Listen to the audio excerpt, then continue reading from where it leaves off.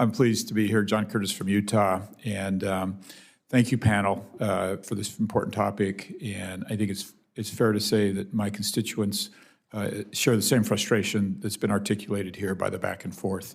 Mr. Yates, you mentioned in your testimony that the only reason we still have this time change every 6 months is due to the federal government's inability to decide between standard or daylight savings time, which one is best.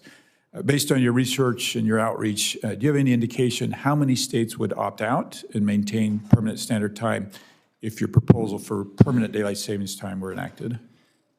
Thank you, Senator, for the question. I don't have a specific answer. I can talk to you about some of the conversations that I've had with state legislators, including, I don't know if you know Dr. Raymond Ward in Utah. He was the sponsor of the bill there, and he thought, and he said all of his constituents told him that the state preferred, that everybody preferred to stay in permanent daylight time in Utah.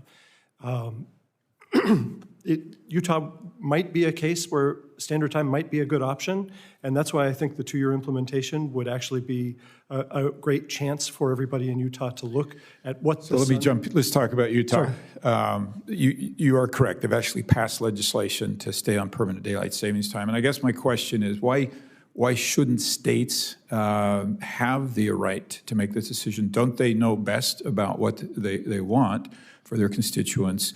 And why aren't we giving more accommodation to states, and particularly Utah, who has spoken so vocally about what they would like?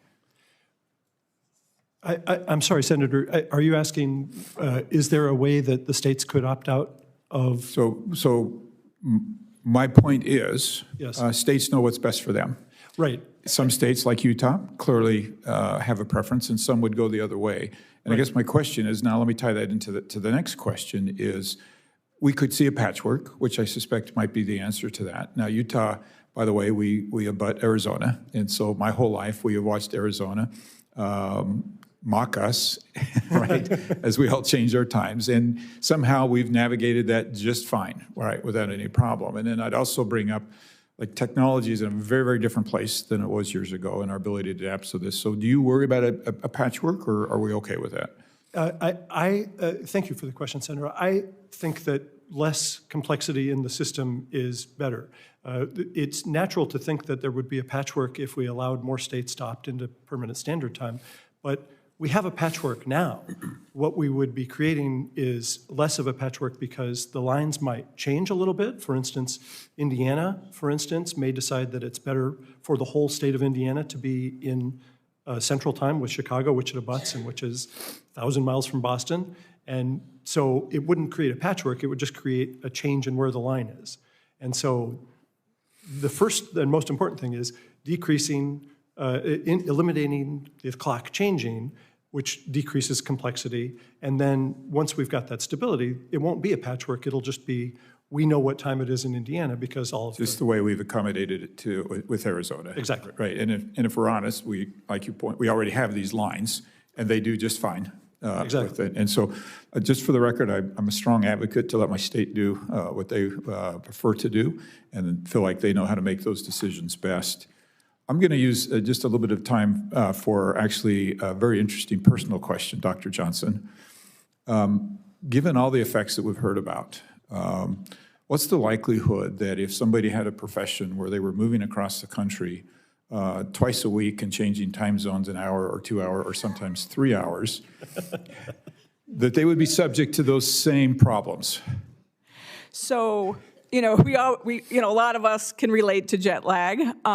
One thing that happens with jet lag is you're moving to a new time where the sun is in the sky, and so we adjust to that. Within a day or two, we get to the new time zone, depending on how far we're going. What happens with going to permanent daylight savings time is we're changing the clock time, but we're not changing the sun. That's why there's this perpetual misalignment that has more stresses and harms to our body over the long run. So very frequent time travel with a lot of adjusts is a big strain on the body. But for most people that don't do it all the time, we do adjust within days, and we can get that better health and more misalignment or more alignment of our rhythms within days. Unless within days you're going back to the previous time zone. That is why the really frequent not good. All right, I think I've made my point.